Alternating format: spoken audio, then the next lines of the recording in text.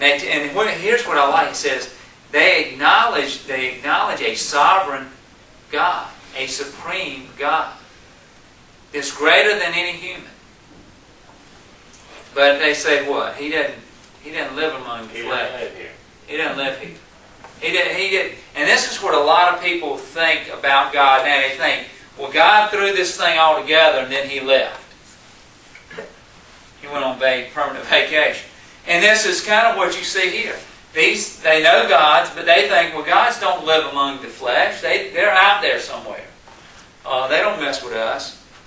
It says in verses, and that was in verse 2 and 11, it says, "Indeed, the natural man receiveth not the things of the Spirit of God, for they are foolishness unto him.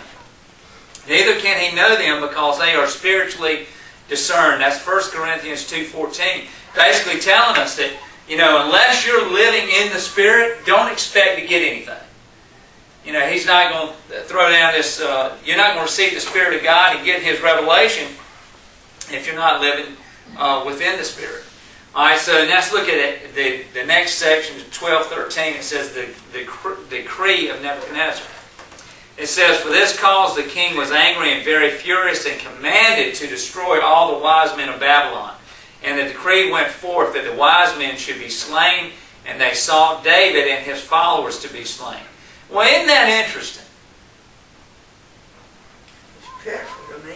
Well, think about it. Here, has Daniel come to the king? Any of his fellow buddies? They haven't been there, have they? Not according to the Bible. Not according to it. They were not there when Nebuchadnezzar was asking these people about his dream. But yet, look at what that says. It says, they're going to take care of all the wise men.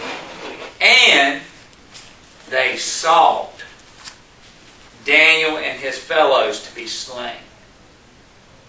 Why would they do that? Well, let's find out. It said, it's no wonder.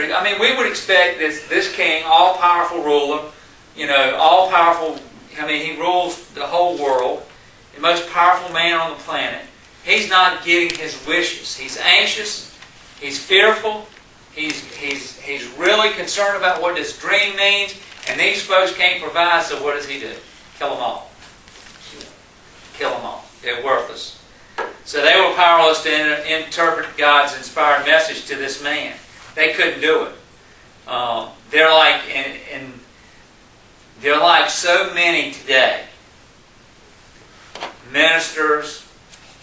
We see all these ministers, especially a lot of them on TV, and we see these folks, and they're into studying philosophies and psychiatry and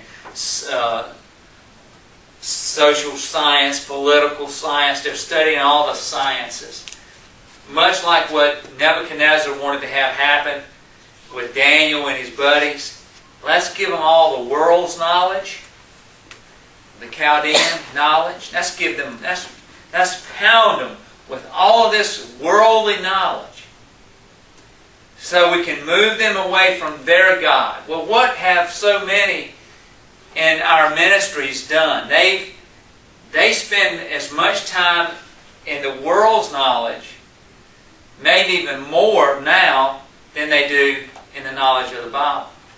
So they start pulling all of these things into their ministry, into their teaching from the world, and it kind of mixed up this New Age philosophies in the churches. And you see these things taking place, and we look at them as God's messengers. But are they really? Are they really giving us His message? Or is it a message that's kind of blended with all this world knowledge? And I think we're seeing that a lot in our churches, especially a lot of the mega churches. It's all a warm, fuzzy, feel-good kind of philosophy. Babylon the Great of the last days, and this is Revelation chapter 17, it says, "Babylon the Great of the last days, that mother of harlots, the growing world church, meets her doom at the hands of the world's political powers, because she too is a fraud."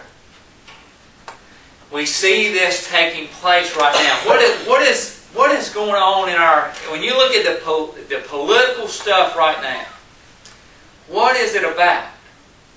Can you go back to the Tower of Babel? What were they trying to do?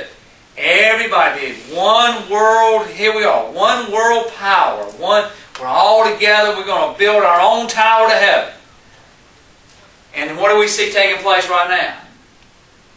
It's all about one world currency, one world government. What's the UN about? What are all these folks? When you listen to these folks talking, you hear what? How the world needs to get together. Muammar Gaddafi's up there talking about, no nation greater than another nation. We're 100 and some odd nations all out through the world, but no nation should be greater. World powers, all they do is squash the little countries. Take off. What is that about? One world government, one world ruler. We can see these things taking place. And so we see this one world church, a blending of the church. Alright, many people believe this, we're going to see this taking place when we talk about the revived Roman Empire, as we get into some of the later verses and chapters. What does that mean? What is that talking about in terms of what's that taking place in Europe right now? And we'll start to connect these dots. It says, but I wonder if the decree of the godless Nebuchadnezzar was not Satan's plot to destroy Daniel. And this goes back to that last part. It says, and they sought Daniel and his fellows to be slain. Well, he knew about Daniel from the previous, what Daniel had done before. The lion's den and all of that. The king knew that. So that's why he sent for Daniel. Yeah, but why is he trying to slay him? Well, Daniel is also one of the wise men of the Jewish community. And so if you get rid of the wise men of the Jewish community, well, who are they going to follow? I wonder if that, they says they saw, I wonder if that was more the people under Nebuchadnezzar. There could be some jealousy because these were foreigners, filling in. It said they were, in verse 20, chapter 1, it says they found him 10 times better than all the magicians and astrologers. And so it could have been a certain amount of jealousy of them. So I'm wondering if that was really, they were following the king's orders or just, they wanted to get rid of it. Could have been, there's possibilities here. But it's interesting why they would seek him out specifically in his budget. Now, because we know all the magicians and soothsayers and all these folks are getting ready to get dead. All right, this is over with. They're gonna you're dying. This is it.